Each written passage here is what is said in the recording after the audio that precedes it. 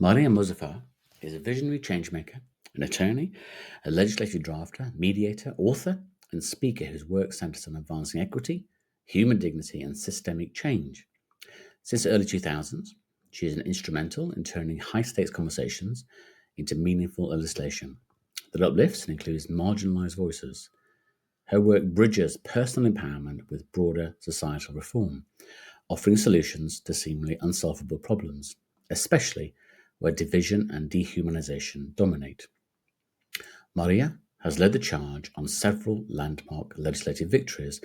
Her legislative efforts are grounded in a belief that all policy, from the local to the global level, must humanize the dehumanized. She's been profiled as one of the nation's top 15 changemakers by PBS and is a frequent media contributor and speaker on international policy, inclusion, and justice. Appointed by the Governor of Illinois to the Council on Women and Girls, where she co chairs a leadership committee, Maria champions community empowerment, dignity based conflict resolution, and inclusive policymaking. Alongside all of this, she has somehow found the time to write More Than Pretty: How to Live a Life of Substance in an Artificial World, a book for anyone who needs help in navigating the artificial nature of our daily life in order to find a path home to what is real. So many things to ask, and so much I want to understand.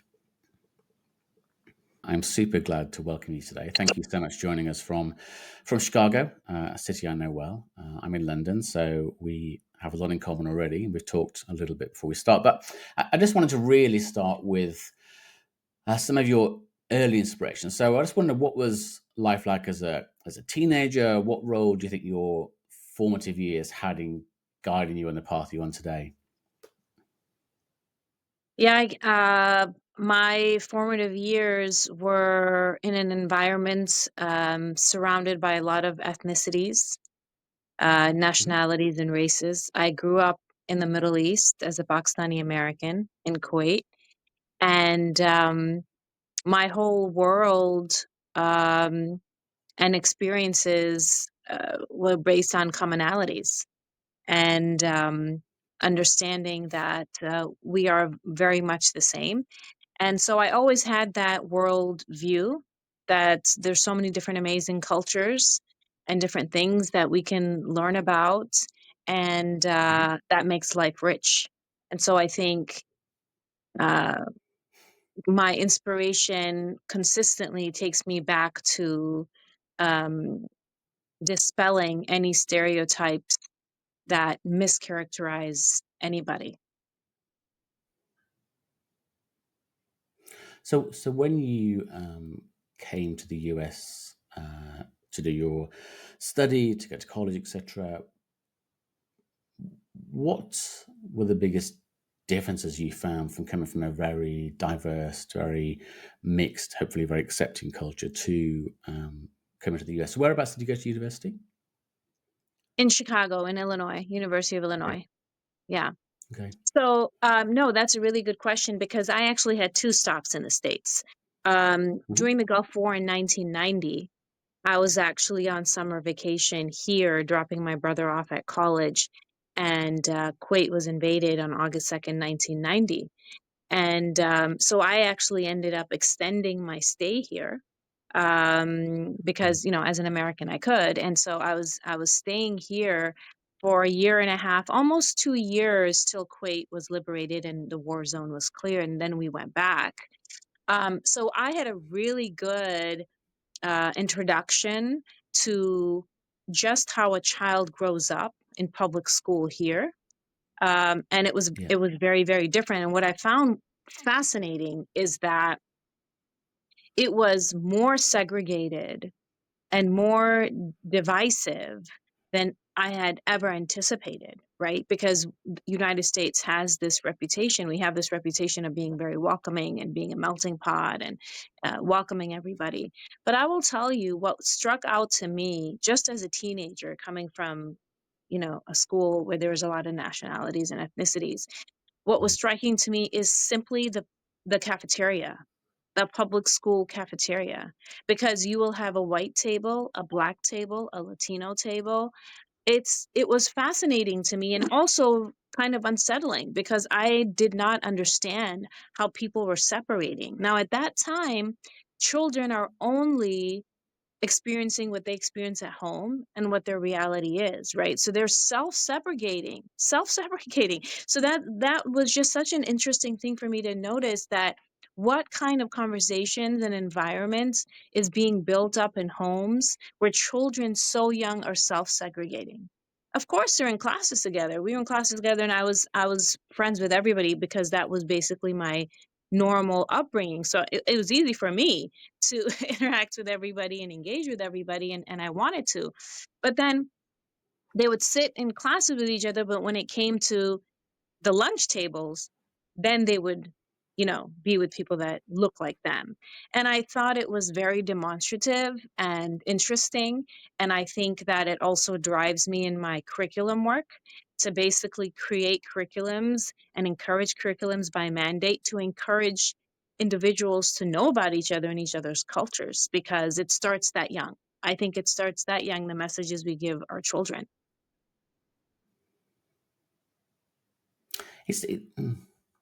When you said that, this sort of vision that came into my mind immediately was what it's like in prison when people are Mhm, incarcerated. So mhm, my dad was a prison governor in the UK for a long time, and he certainly changed over the course of his time in the UK. Then it became more and more about self segregation by religion or ethnicity or mhm. country. And it was the same with almost the prison films that you watch, where you go into the yard and it's there's the white Aryans over there, That's there's right. sort That's of right. Americans over there, and if you're saying that comes almost comes from school, it does feel it just feels extraordinary that we Yeah, yeah. choose at such a young age to have that as our Yeah, and default setting. I think that people take it for granted as a normalcy. But when that's not your childhood and you see it, you definitely Mm, understand that it's not normal. And it's also not rich and thriving for all the different kids, because there's so many relationships and so many things that they can learn and develop by knowing each other in a way mm, that's sincere and open. mm. Did you find it much more eclectic and much more mixed once you got to college age? Yes, absolutely. Absolutely. I think the environment there, and we hope that it remains this way, that academic institutions remain a place where there's intellectual thought challenge and freedom and academic freedom and free exchange of ideas. I think Mm, absolutely. I think that just shows you that individuals, when they come out of their environments, right, when they come out of their environments and they're of age 18, 19, then I think individuals are thirsting for people that are different from them and looking at them and talking to them. So I find college an amazing opportunity. I always tell young kids that I mentor that are going to college, like, meet as many people that don't look like you and speak like you. Hang out with them. Don't make it an extension of your high school experience. Don't just be comfortable. Being outside of your comfort zone also means opening up your world to new ideas and new people. mm. It's funny you say that. I said before, my daughter's 18. She's off Yeah. to college in the fall, so she's going to study in Leeds. She's doing philosophy and ethics. Oh, Is I her love it. topic, and she's been fairly lucky. She's been to a decent private school here, and she's got a Mhm. lot of sort of very well educated friends, and it's Mhm. a fairly mixed group, but it's still all there's Mhm. no she's not at a moment in her life where she's gone with that, if you like. Yeah. And Yeah. she sort of said the other day, I just don't want people to know where I'm from or who I am. I just want to meet everybody. And she said exactly Mhm. as you say. She doesn't want to hang out with her private school kids. She doesn't Mhm. want to hang out with a Surrey crowd here, whatever. She Mhm. just wants Mhm. to meet people from everywhere because that's who she's going to work with. That's who she's going to socialize with. That's who she's going to, fall in love with. Who knows? But I think she wants to explore that. Yeah, what else is out there? And I think maybe Well, that's why she's doing philosophy. oh, It's first to of go all, and meet different people and just understand I different views. I actually, please tell her I love her 2 topics, philosophy and ethics. I love that, and it's so good for a young mind to be, inspired to learn to delve in those, because the foundations of thought are what change. circumstances for people, the foundations of thoughts. But what I will say, what strikes me about what you shared is you have lived in different countries and worked in different places. Mm. And your foundational mindset is that so many people are in common. Now, I don't know how you articulated this in subtle or direct ways to your daughter, but it would say to me, I can assume based on what you shared, is that it has impacted her. So even though her environment in high school was not as diverse for whatever reason, it was not as diverse, that mentality has stuck with her, right? And so that carries Yeah. on. And so I really do think it just demonstrates that so much of what we create for our children at home will shape who they are and how they see themselves in the world and how they want to interact with it. I think so. Well, I think perhaps one of the hardest things to do in the world, and you might disagree, but I think I'm right, is to create, form, and set policy. It Oh, must yeah. be at times soul destroying, exhausting, draining, all of those things. So why? Why did you decide this was where your life should be spent? Pushing against things that were closed doors, fighting against people that disagree. Why was policy? I think you said policy to humanize, dehumanize. Why was that so important? Is it so important? Well, I think there's three parallel tracks. I spoke about how it was significant for me. It was a priority for me because I personally believed that there was so much misunderstanding and unsettling discomfort of misinformation on other people of people's cultures. So that was something I was committed to through my legal work. But I do believe that there's three parallel tracks of confronting dehumanization. And one is what you're doing, raising kids and raising families that are open to the world and humanize individuals that look different from your own family. Second is the Mm, media, the messages we take, the things that we consume, the things we decide to believe and then share with others without challenge. And then third is legislative code, because legislative code policy creates social norms. And and to have all of those three moving together, I think is a jackpot. So I was raised in a home to appreciate diversity in the world. I take it upon myself to introduce myself to different types of media, different types of cultures and travel. mhm, And third, my legal work could actually impact how we, for people that don't have bucket one, bucket two, to be able to be in an environment and a circumstance where they are open. So I think legislative code, like you can always convince people of opinions, you can have powerful conversations, and I'm committed to that. But I think legislative code really permanently creates a framework for a society. And throughout history, mm, that's what's moved the needle. Anytime you want to bring change, right? And I will say this that my introduction to the power of legislative code happened around 2001, right after 9/11, because what I saw as a law student, the creation of the U.S. Patriot Act was very soon, right after 9/11 had happened, and it was passed, in the early hours. And there are so many things in the sections within provisions within that code that I was simultaneously learning about constitutional protections and rights, and I was looking at the provisions that were eroding them away. And so what I understood as I read it, that Patriot Act as a law student at that specific time, I understood the impact of legislative code, how things can be taken away. And so things can also mm, be created and things can also be taken away. And I think that definitely had a role in me understanding that that is something as a person and as an attorney, though you don't have to be an attorney to do this, I believe. But as a person, I wanted to have an impact on. mm. I think one of the things that I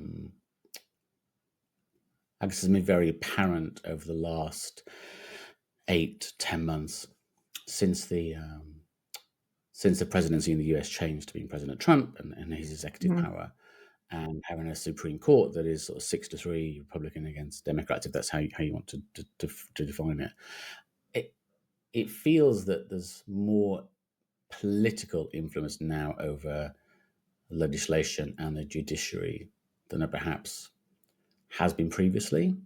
And I'm not necessarily sure whether that's a good thing or not. Well, I am, but Mhm. I won't force my opinion.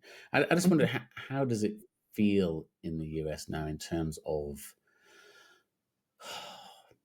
I guess, almost the power of the law versus the power of politics? So let me just say this because I think it would be very easy for us to politicize this conversation and split us into an echo chamber, right? So I don't want to do that because I think Mhm. specifically we can only move forward if we break this echo chamber. And I will say this. Absolutely, there is political influence of how legislation is being impacted and the protections such as habeas corpus, different things that are expected to be standard are being eroded away. Um, but I will say this, there are views and there's policies and there's things that the administration wants to do in this country. It could not have gotten this far if there wasn't a vacuum before of some sort, right? Yeah. So it's very important for us to understand that it's so easy for us to point the finger, but the Mhm. reality is that it, it shouldn't have gotten this far. And there were things and there were concerns brewing up, before the election, for decades, whether it be the way, mass incarceration is, whether there's food deserts in areas, right? All of these things, whether we're addressing poverty. So there's so many different issues that had not been addressed adequately, and we're all in the work of doing that. So it's not necessarily the best approach to say if we get out of this mess, well, if we elect someone new, it's going to go away. No, the reality is that individuals and citizens, Americans in any nation, people of any nation, have to figure out who they want to be and what they want to put forth and what they want to support and how they want to halt something when they see something wrong. They have to take this up, right? I always say this, that we are an interdependent people. We should be an Mm. interdependent people, and what that means is not just having. And I love the title of your podcast. I was very excited to be in this conversation, but it's not just having empathy. Empathy is the most powerful muscle, absolutely. Mm. But that empathy has to be attached to action, and it could be words, it could be a phone call, it could be a letter, it could be a town hall that you're organizing. But take that on. Take that on. And I always say that this is not a political matter. This is a spiritual matter of who we're going to be when we look at policies and laws that are dehumanizing others. Mm. It's super interesting, and it's something that in the UK we have struggled with for centuries now. So the Mhm. UK or Great Britain used to claim ownership, rightly or wrongly, of 25% of the planet. We had the Mhm. British Mhm. Empire, which we know all the terrible things that the British Empire did, Mhm. but we were an empire. But I think we have really struggled to understand, well, what is our place now. We often Mhm. think we have a bigger stake in the game than we do, Mhm. and we sort of shout aloud maybe we should, but it's harder, and we've been through and going through some of the similar issues that the US has, I think, in terms of we've cut our foreign aid budget, Mhm. and we've sort of challenged where money should go, and there's a lot of people here, and I know in the US is not dissimilar, asking the question almost, well, why should we be spending our taxpayer dollars, pounds on people and countries that many people in the UK and America couldn't point to on a map? Mhm. And I just wonder your thoughts on how we better communicate the value of foreign aid. I think almost foreign aid almost is discriminatory, if that makes sense. It's just if it's simply using the word foreign, because I said my wife's Australian, so is she foreign? It just Mhm. it's almost world aid. ultimately we are one planet, and what we do in this country affects what we do somewhere else. And I just wondered, yeah, how do we better choose our language to use around that that helps people understand actually what the benefits are? Yeah. I mean, first of all, let me let me dive right in to the Pandora's box you just opened for me because I think it'll be fruitful. So, as I said, I'm Pakistani American. So, I'm fully aware of colonial power and I'm fully aware of colonial imprints in South Asia, right? And when the empire was being built, and we had, you know, the interaction of the empire with all of these colonized spaces, a lot of them you couldn't initially point on a map, but you could point on a map when they needed when you needed to go into these spaces and take their resources and take Yeah. things like the cummerbund and make them British, right? So definitely there was a methodology of interacting with people who were different than you. And what that methodology was a dehumanizing strategy. It was, we're going into these spaces and we're going to Britishize, right? If that's a word, Britishize these Yeah. areas and Yeah. create these, the roundabouts. I say there's a joke, but create these institutions where there were thriving cultures and thriving wealth, right? So we definitely can say that the UK had a strategy of how to interact with foreign areas. Very much so. There is a process. So why is it now that we have evolved and understood the ills of that strategy? Why is it difficult now to understand the word foreign? It's easy to understand the word foreign when we want to conquer, dominate, and colonize, but it's difficult to understand foreign when you want to help somebody that's struggling, right? And I think that's a Yeah. very interesting discussion to delve into. We can roll up our sleeves when we want to take, but we can't roll up our sleeves when we want to give. And that is really a spiritual conversation again of who we are as human beings and who we will be as nations. Mm.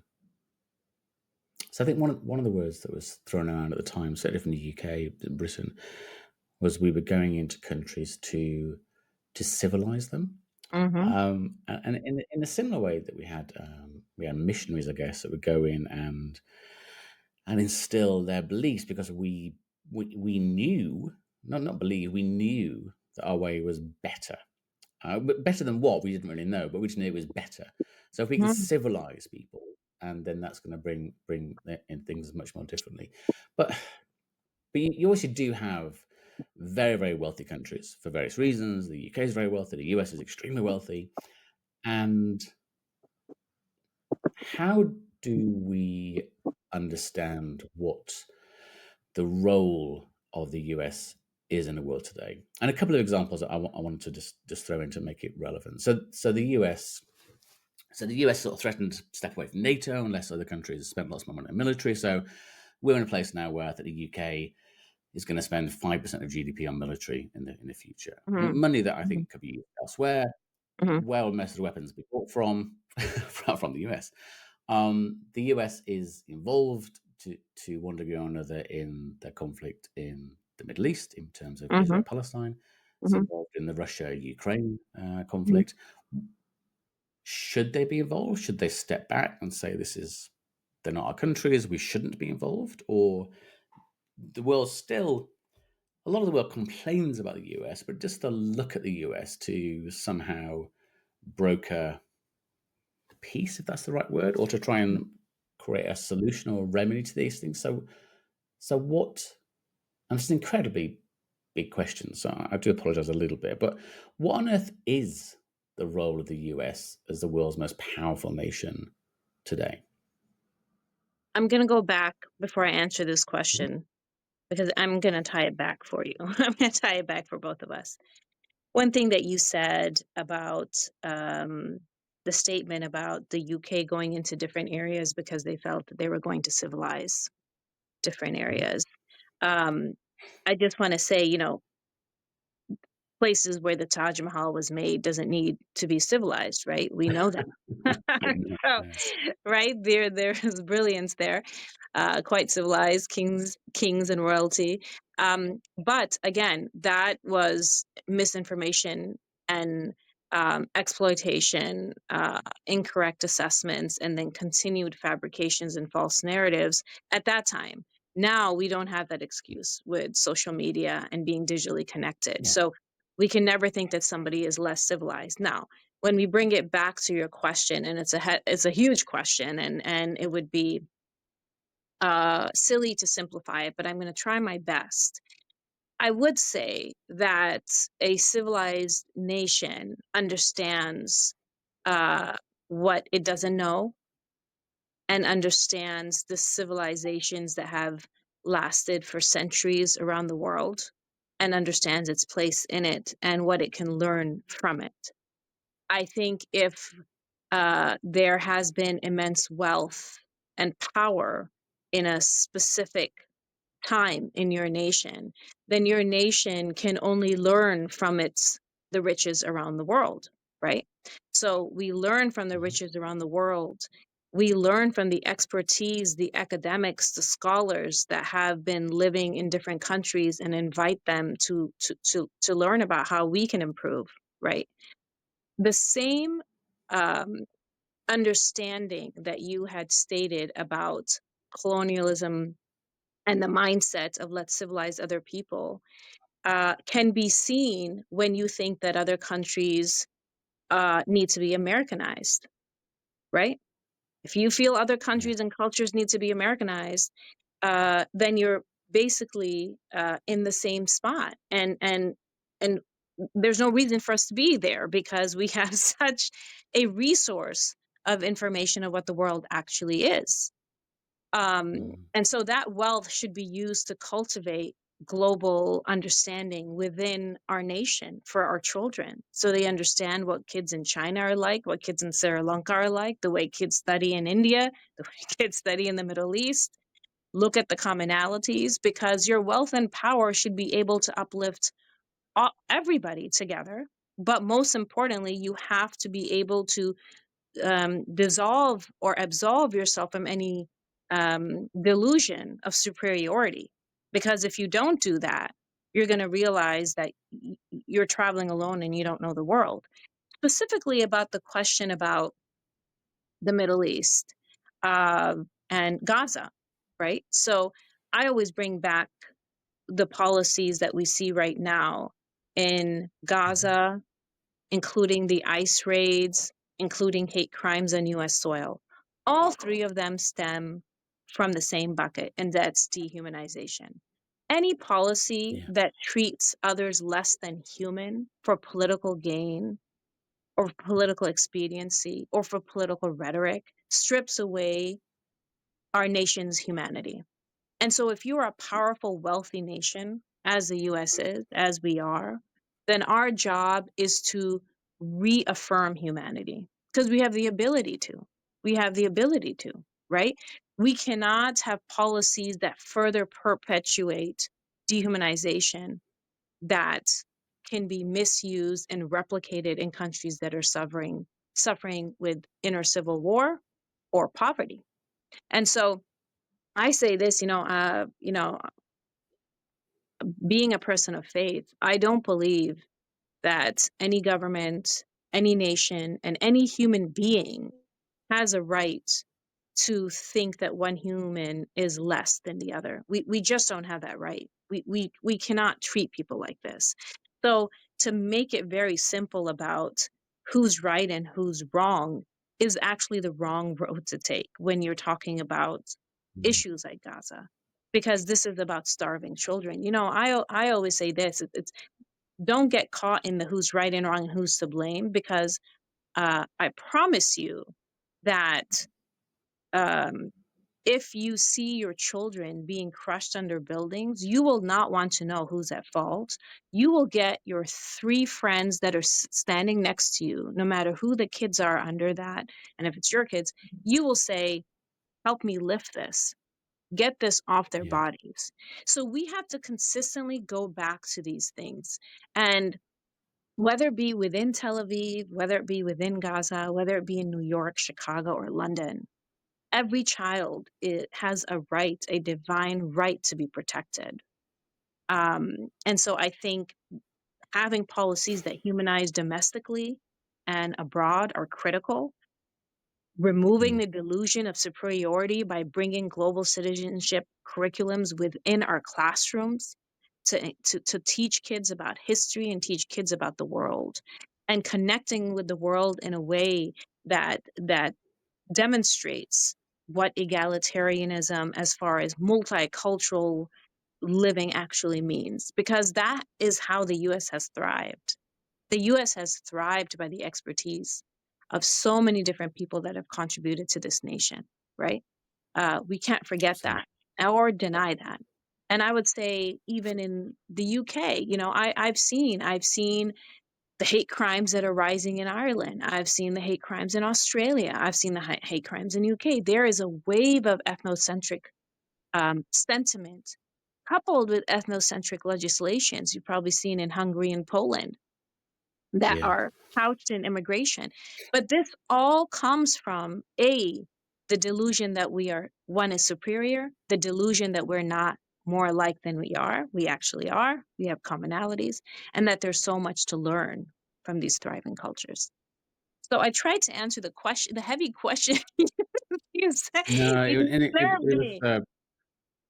yeah, it was a really thought-provoking answer, and I just a sort of a random anecdote. So I had to go to the hospital last year for lots of tests and things, and I was in there for a while. Mm, And on the wall, they had a map of the world, and it showed where mhm, the people working in the wards that I were in, where they were from around the mhm, world. And I think of the 42 people working on the ward that I was on, it was a sort of gastro ward. I think 38 of them were people you would call immigrants, whether it be mhm, from the Philippines, from India, from Pakistan, or whatever. mhm, And I sometimes when people are protesting against immigrants coming into the UK and mhm. protesting about them being put up in bed and breakfast accommodation, whatever. I just almost want to point to that post and say, but without if they took all 39 of those away, there'd be three people working here. I would never have got the test, the medication, everything. And it just Yeah, we yeah, yeah, but again, it's when it comes down to you individually, you understand. When it comes down to immigration, I think people sometimes choose maybe not to understand. Or the internet and things are wonderful places. You know, you can learn so much there, but you can find yourself in a place where you're surrounded by people that disagree with you, and you're not sure what you're agreeing to or disagreeing with. And I do wonder what the role of activism is these mhm. days. Because I can remember growing up when there were marches, and still are marches and protests and sit-ins and strikes, and people wanted to make it. And it seemed at the time to have more influence. Maybe it didn't. It was just my thing at the time. But what role do you think activism still has on influencing policymakers? Does it have a role? Yeah, activism takes different forms, though, right? I think that Mhm. one Yeah. thinks that activism is simply marching on the street with a sign. That is one form, which is powerful in its way Yeah. because it brings attention Yeah. to things. There are different types of activism. There's legislative activism. There's policy discussions. There's Mhm. constituent meetings, right? These are all active. There's academic activism. There's activism through writing, through speaking. So I consider all of those forms valuable and treasured, especially in our constitution, in our Mm. country. And I believe it all comes down to one thing, and why activism is so important, and that is speaking the truth. Speaking the truth comes in various ways and various methods. We have to consistently speak the truth. And these methods are a way to be able to do that, right? To really clear the noise. And I think that the more we indulge in political echo chambers and ideological echo chambers, it's harder to speak the truth because everyone agrees with you. And if you say, wait a minute, something doesn't seem right, your echo chamber is your tribe at some point, right? Because you're consistently motivated and inspired by their sayings. So I think it's very important for people within echo chambers, within families, at one dinner table on Thanksgiving, at those parties where people are speaking and they're usually saying the same thing, to say, wait a minute. No, no, no, no, no. I actually don't believe in that. In fact, I was reading something, I came across somewhere that this was actually the case, or actually I traveled somewhere and that's not exactly how those people are. Or I have a colleague, or my physician is from this place, the kindest, most brilliant person. That is not how it Yeah. is. These things are all modes of activism, right? Not everybody can march on the streets. Yeah. Not everybody can meet with a legislator, though I encourage everyone to do that. But not everybody has the time and the resource to do that, they say. But that activism of telling the truth can happen anywhere. And it's amazing because it's a snowball effect. And I always tell people, like, if you ever go to these town halls and you go to these meetings, you always have one person that will raise their hand and they're speaking about the same issue that they were speaking about, and they've read everything about it, and everyone rolls their eyes, they're like, oh my god. But I Yeah. will tell you, I tell people, those people are gems. Those people are gems because they are going against the grain, trying to speak the Yeah. truth. Give them more time, be in conversation with them, find out why they're so upset about something and so dedicated to telling people something. So I would say, activism is tied to the truth. Look for truth speakers and be truth seekers. Mm. Do you think there's enough compassion and empathy in legislative process these days in how we develop legislation? Um, Gosh, that is the sum the goal of my work, to bring empathy and compassion. Yeah. I think that policies very quickly can see human beings as numbers, and it makes it Mhm. easier to pass sweeping legislations, to do sweeping budget cuts, um, to have an understanding of monolithic identities, right? Which is incorrect. No identity is monolithic. So I think when you talk about halting dehumanization policies and putting in humanity in these policies, empathy and compassion are the cornerstones. They're cornerstones. I will tell you this: Mm. one of the legislations that are very dear to my heart is Faith Behind Bars, and that Yeah. was a legislation that basically specifically gives the ability for people that are incarcerated to have chaplaincy services, and to be Mhm. able to not be to be able to practice their faith, right, without harm to others, but be able to eat kosher, eat halal, be able to have a prayer mat, pray 5 times a day, right, be able to do the ablution that you have to do before the prayer. um, the reason why it's so important, because it just demonstrates when you are at your lowest, no matter what you've done in your life, no matter what you've done in your life, because human beings are complicated. No matter what you've done in your life, when you're incarcerated and you're serving time and you are at your lowest spiritually, how do we want that individual to evolve as a person? And how do we actually want them to learn their lesson of what they have done? Right? There are many reasons or circumstances that could have led them to what they have done that are different from our own, from myself and yours, that Yeah. put them in circumstances that put them in that place. That can't be their life sentence. And the only thing that reminds them that that's not their life sentence of who they are is a spiritual conversation, an uplifting conversation, reminding them of their humanity, right? So those are the kind of human focus, compassionate focus, compassion for even the people that have perpetrated crimes, um, to be able to do that. Because when you are able to care for people like that in that matter, you have taken on the characteristics as a nation and as a community to care for people that are doing well, right? Because if you can care for that person, you can care for people that are your neighbor, that are Yeah. suffering, that have an elderly that needs medical care, that is not getting access. So all of these things are tied into that. Do I feel we need more humanity and compassion? Absolutely. And that is my work. And I will tell you this, I share this with somebody else. We watch these videos. I'm sure you watch them in the UK, but there are ICE raids happening around the country of individuals that are illegal, and some of them really are worthy of pause to observe as people. I mean, I watched one father who was dropping their child off to Montessori school. He was a physician from Iran. And he kept saying, "Okay, I'm open. Can I just drop her off? Can you just wait 5 minutes? Can I drop her off?" Right? And they kept kind of agitating the situation, and they kept knocking on the window. And the little girl was like, "What's going on?" So he tried to play it off. This is all on video. He tried to play it off. He goes, "No, no, no, it's okay. It's okay. This man is, it's okay." But she didn't understand. And while he's trying to calm his daughter down, who's a very young girl, I think she was under 5, maybe 3, the ICE agent smashes the window in. So, and he keeps saying there's a child in this car. So that is a very dehumanizing method of doing what you need to do. And that's what I always say. It's not about legalities alone. It's about how you do what you do. So what message have you given to that 3-year-old girl for the rest of her life? Right? Yeah. You should have some decency. Everyone's a father at some point. Everyone has a child. They've dropped kids to school. I hope those ICE agents have dropped kids to school, right? Where did that disconnect happen where we completely just left humanity outside?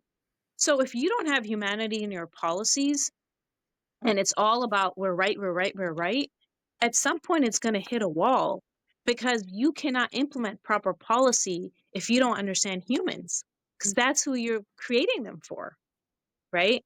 So that stands out for sure, and I think we should all observe, address, and articulate our concerns with that for sure. Yeah, and I did want to just touch on justice reform and another faith behind bars bill that Yeah. you led and successfully, and I think there's a couple of stats. So I think in the UK, something like the statistic is there's a 68% recidivism rate. So people are going to Mhm. prison, going Mhm. back into prison again, and it's almost the biggest sort of creator of more crimes, if you like. And there is certainly a belief that many people have that people are going to being incarcerated or being imprisoned to be punished, not that the loss of liberty is the punishment. So you right, you're going to be in prison for a year, 2 years, 5 years, whatever. You lost your liberty. You don't get to choose anything for yourself. That is the punishment. It's not going into prison and being treated badly and being treated harmfully. So Mm. all of the prison reform here tries to help about education and all those sort of things, but it is a very, very hard battle, and we've just reached again in the UK record levels of people being put in prison. We're letting people out earlier, so we can put more people in, which seems very Mm. bizarre in a way. Mm. But there doesn't seem to be any other thought beyond prison. Well, it would just be stricter, be tougher on crime, but put people in prison. I'm not sure if there is there are many different solutions, but I wondered if there are any examples that we have. I mean, actually, no, I should say in the Nordics, so in Scandinavia, in Mhm. Norway, in Sweden, and Denmark, they have a much more forward-looking thought about prison. Prison is they see as a chance to perhaps give people things they didn't have as children, so education and care and support and all those sort of things. And their recidivism rates are 30%. So the Mhm. statistically even it sort of works. And I wonder whether it's because it is a it is politically difficult to sort of suddenly be thought of as being soft on crime. So I wonder if there is a way around, prisons being almost used as development grounds for future criminals. Well, there's two things I would say to that. One Mhm. thing is it matters how you're treated inside, and then Yeah, it matters what your options and opportunities are once you're released. yeah, So, I don't know how the system is in the UK, but the issue of having felonies on your records, it's difficult for mhm, individuals to get jobs and own property, and you're in the cycle again, right? So you want yeah, to be able yeah, to use this time, like you said, you take away their liberty and freedom, And then this is their time for them to reflect, grow, and serve time. And Mhm. then the plan is not to have them die there, right? A lot of them don't have life sentences. It's to be able to acclimate back into society after you've learned all those things. Now, if Mm. you've learned in prison that you are the scum of the earth, and that is your label in life, and that's how you'll be treated in prison, you're already locked up. You're already locked up. So why are you consistently beaten and deprived of things? There's issues Yeah. in Illinois. There are issues in Illinois of healthcare that was being provided to the inmates. I mean, you would be shocked the kind of things that were not detected or purposely negligible medical care in prisons. It's almost like we committed this crime, we're locked up, and now I'm going to get my foot amputated because it wasn't worth your time to know that I was diabetic, right? So it's like everything sucks for you, right? So the prison Mm. sentence is just a torture chamber, you know, for in that way. But when there's negligence in those conditions, so I think the message you received in prison is very important of confronting recidivism. I think felony on your records.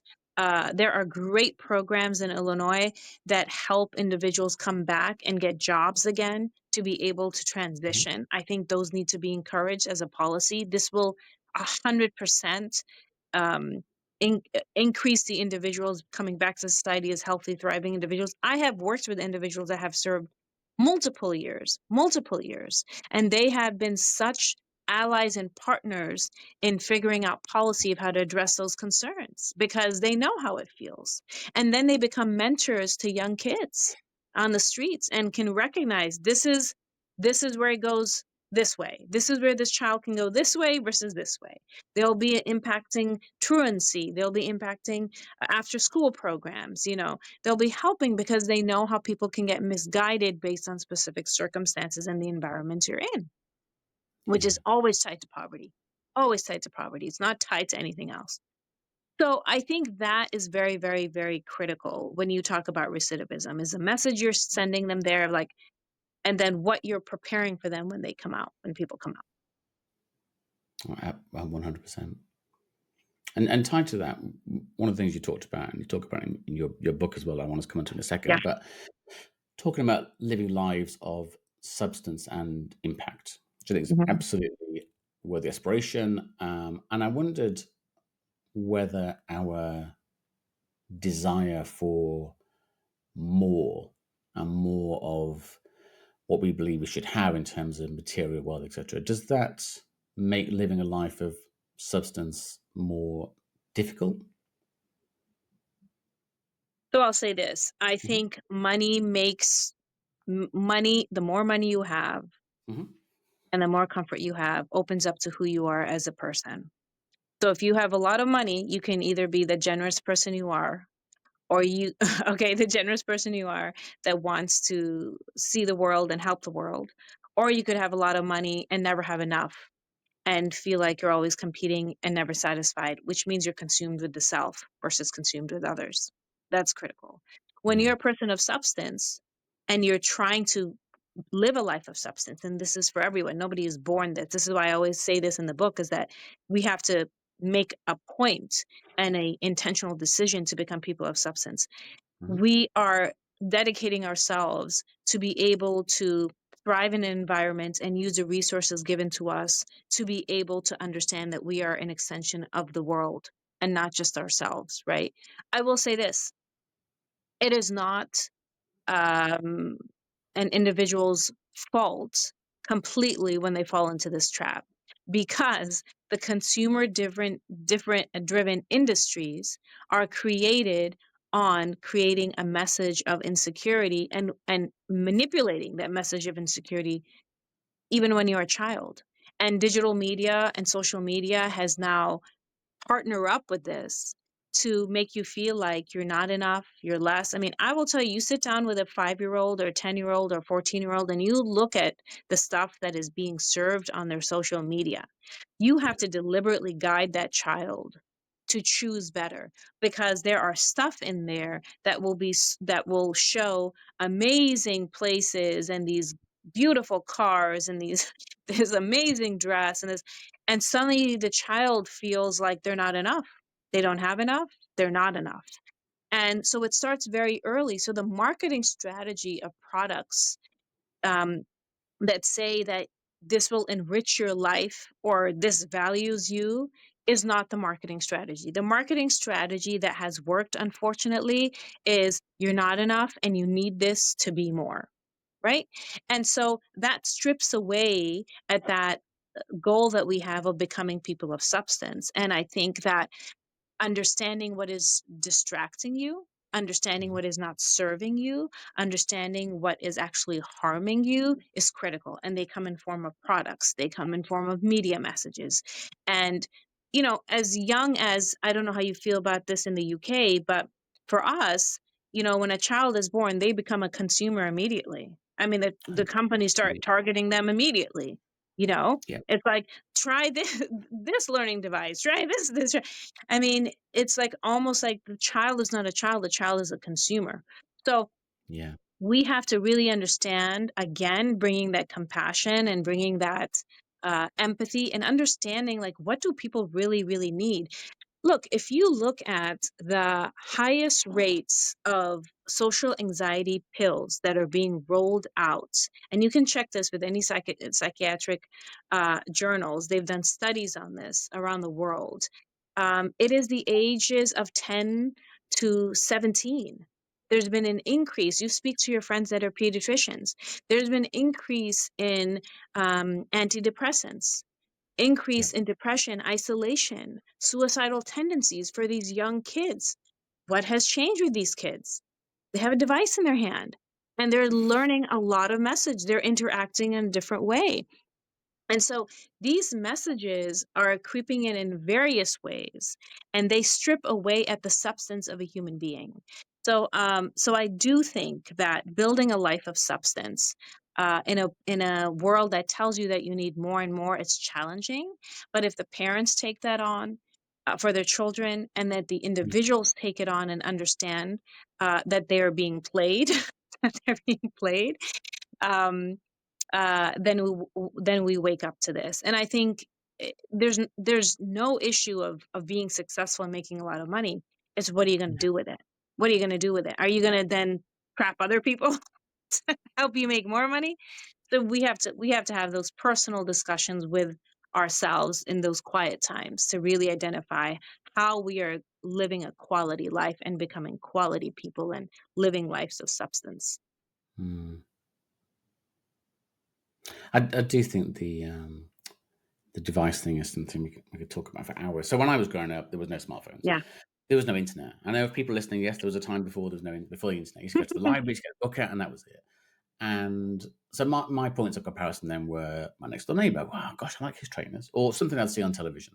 That'd be as far as it Mhm. went, really. Whereas now, your comparison culture spreads globally. Like, so my gosh, why haven't we got those things? It's always a case of I need, as opposed to I would like that, I want. And things are sold either on fear or improvement. So these things will make your life better, or not having these things will make your life worse. And that's the challenge. But and I said to my kids the other day, and again they're sort of late teens, I guess now. But we went out just the other day just for a walk on a beach. It's about an hour drive away. Really nothing spectacular. It's not a great beach. We're not a great beach in the UK. We just literally walked on that beach and just sort of talk for 3 or 4 hours, and Oh, wow. it's probably one of the best days I've had this year. And they said, "Oh, wasn't it great when we did this? And wasn't that stone that we found that looked like this? And didn't that stick? Mhm. Wasn't that great?" Nothing about, and none of them picked up their phones or anything. When they got home, they did a course straight onto their phones and they took pictures of them, which is great. But all the things that do really bring you joy aren't. And you really want people to believe this isn't. It's not stuff. It really isn't stuff. It's the conversation I'm having with you now. It is the walk in the park I have with my dog later on. It is the meditation I might do this Yeah. evening. None of the, it sounds so easy to say. It's none of those things cost anything. It may be easier for me to say because I can buy the things, but Yeah. yeah, things you can But buy have less value than things you can't buy. well, If that makes sense. I would say this. I would say this. What you're describing, stuff, things, Mm, products. Yeah. versus your versus you yourself as a human being. I Yeah. mean, there's Yeah, there's a yeah, hierarchy. absolutely. There's a Yeah. hierarchy. There's a hierarchy. This You're this incredible human being that can taste, that can smell, that can walk, that can breathe.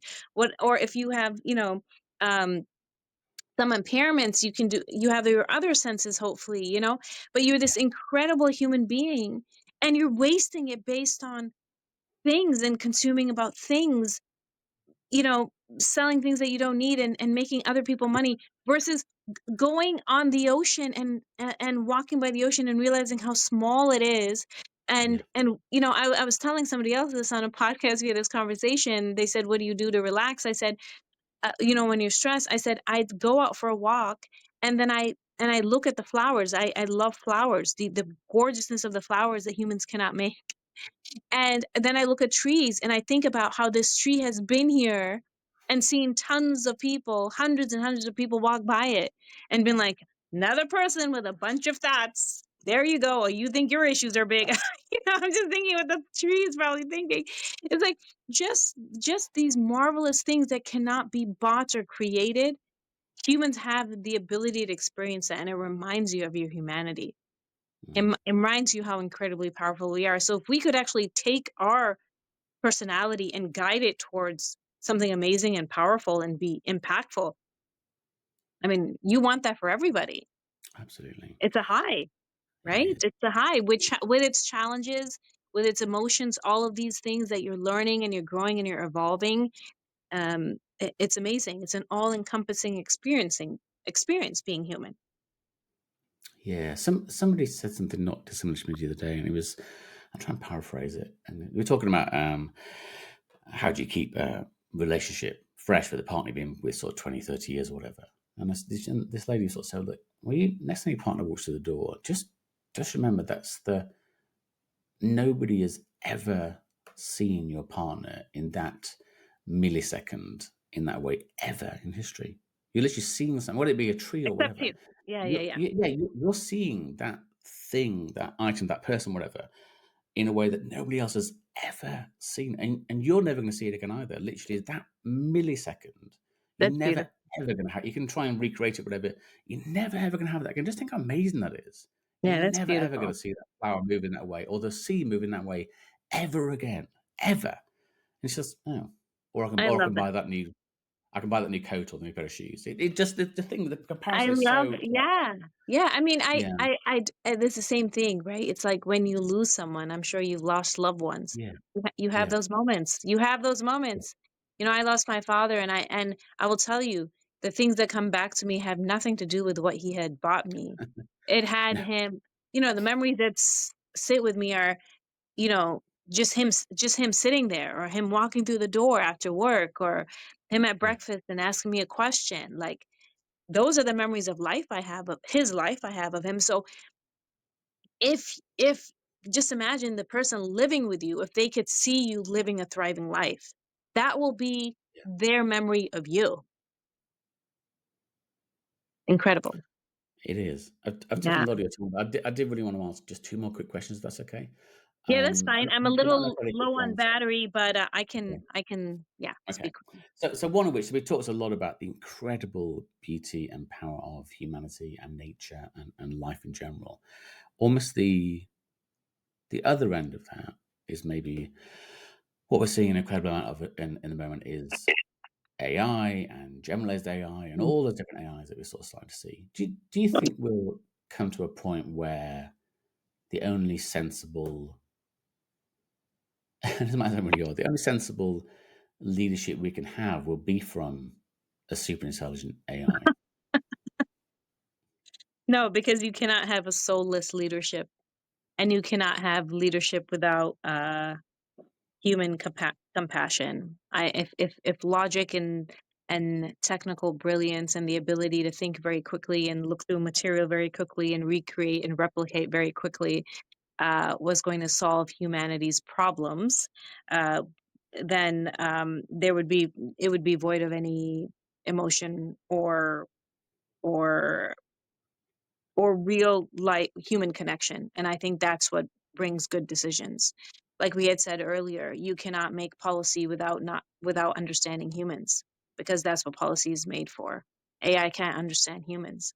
It's interesting because I think about this all the time, how to create policy for problems that may arise and are continuing to arise. And I was just thinking that when AI can take photos and create photos and have them be videos. I don't know if you've seen that. Well, they'll Yeah, yeah, take photos. yeah, So they can take you and you'd be sitting there, but then you could be going like this. yeah. Okay. And you could be celebrating at a time where you should not be celebrating. Somebody would be like, look how happy he was at this tragic time. I know. Right? He was celebrating when he should be sad and depressed, but he's happy. So I was just thinking, like, we should have tech companies definitely make sure that when that is used, that there should be a caption that says Oh, this has 100%. been it's AI modified. This Yeah, this action is AI modified. Even a picture that you're creating has to be AI modified. I don't know what you're using it for, but it should be. But yeah, I think AI. I think AI leadership without soul. I don't think you can have leadership. I hope not. And then my last question, I could ask many, many more, but so I'll let you have one more.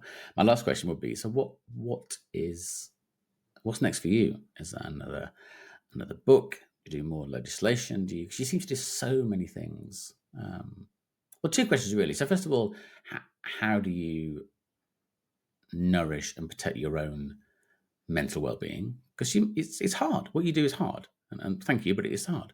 And then secondly, what does the future hold for you? Do you hope? Yeah. First of all, I appreciate you. I nourish myself through my faith.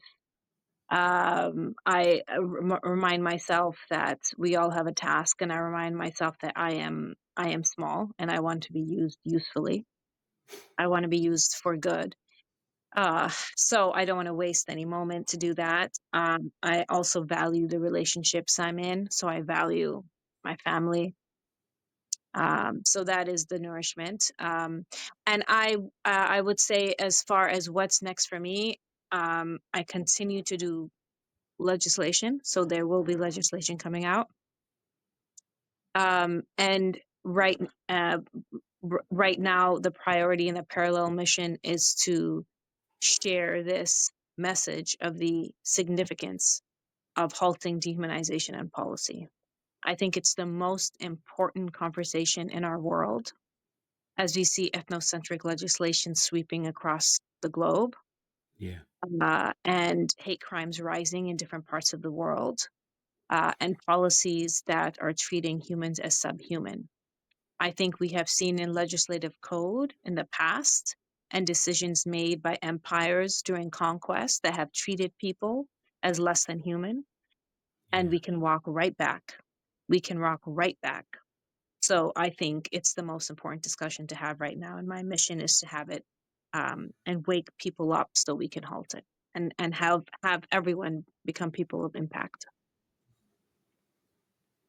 As well, all your answers are wonderful, but that one in particular.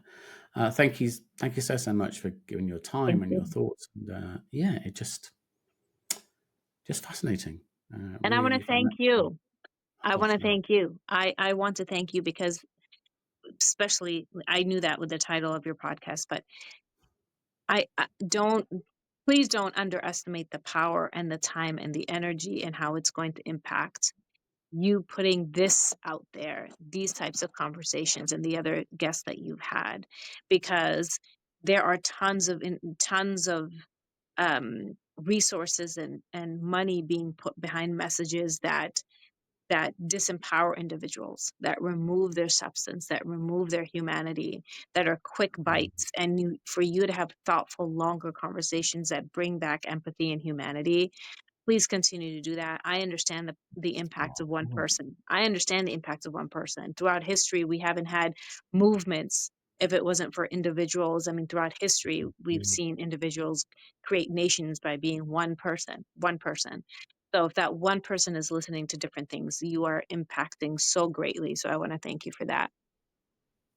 That's very kind. Right, I'll let you enjoy the rest of your day. Thank you Thank so you much. so much. Thank you. You have a great day. Bye.